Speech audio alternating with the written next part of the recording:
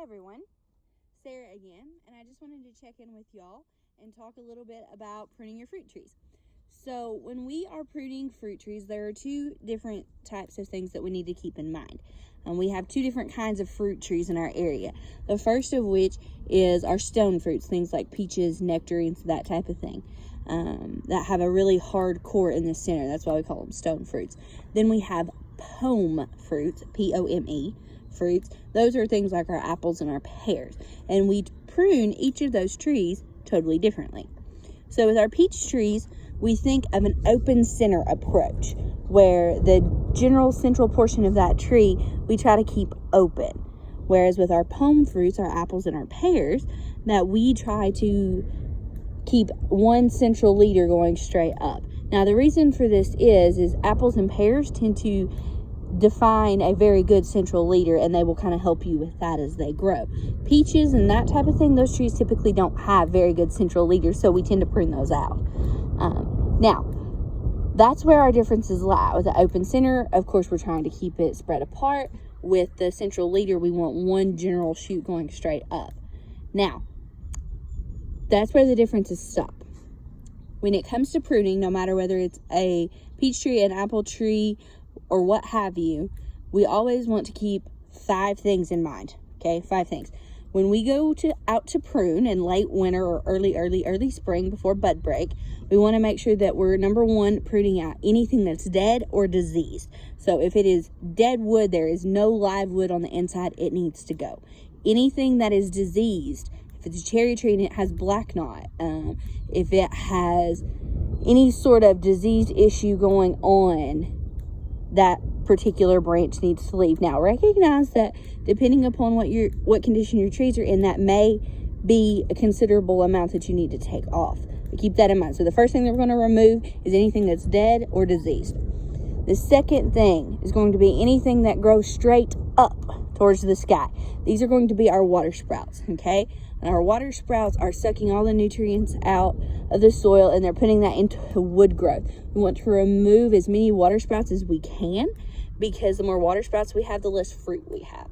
So anything that's dead and diseased, number one, that needs to go. Number two, anything that grows straight up in the air, that needs to go as well, okay? Number 3, anything that grows straight down. This is typically not very common, but any type of branch that you have that goes straight down towards the ground, we need to take that out as well, because these are not going to be productive fruiting branches, and that's the whole reason we have fruit trees, is to enjoy that fruit. Okay, number 4, anything that is touching another branch. So if we have a branch growing this way and there's one that's growing crossways under it and they rub together like this, anything that's touching, we need to evaluate and figure out which one of those branches is going to be the most productive long term, and we need to take the inferior one out, because if they touch, they're going to rub raw places as they grow, and that's going to introduce disease and insect problems later down the road. So anything that's dead and diseased needs to go away. Anything that's growing straight up, anything that's growing straight down, anything that's touching something else. And the last and 5th thing that we need to keep in mind when we prune is taking out anything that is shading other branches, and this applies for both our peaches and our apple trees, stone fruits, or pome fruits alike.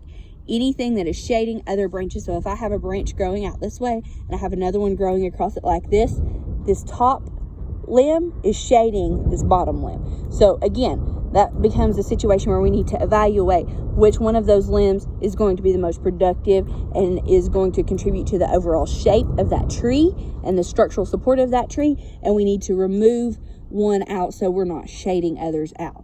Because that's important, because in order to have a good fruit set, we have to have lots of sun, and that also is what contributes to the sugar content of the fruit. The more sun I get, the more sugar content in the fruit, the better it tastes. Now, you might be wondering, well, how do I prune a young tree? You know, the things you've described are probably more consistent for older trees. How do I prune a young tree?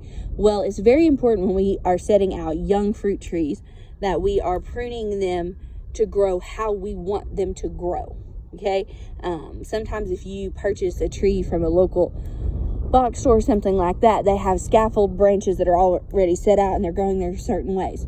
Don't be afraid to correct that tree, because we want it to be successful in your setting, and it's totally fine to lop some of those branches off if they're not growing in the direction that we need them to grow, and start that tree all over again, okay? So depending upon the situation, you might need to totally reevaluate the way the branches are growing on that young tree, and that's okay. Now, if it's already in the ground, we probably need to be careful about those as well. So one last point before I hop off here is, when do I need to be pruning these trees? Well, obviously late winter, when those trees are still dormant before bud break. And so you're probably thinking, well, Sarah, you've put this video out a little bit late. Some of my trees are already blooming, especially if they're peach trees in this part of the world. So can I still prune?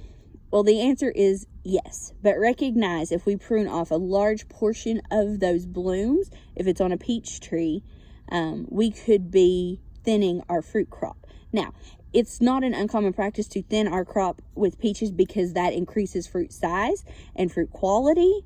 And it can also be good for the health of your tree because too much fruit actually can be detrimental to the tree and cause it to split if there's way too much on there. So some thinning is okay, just be cautious, okay?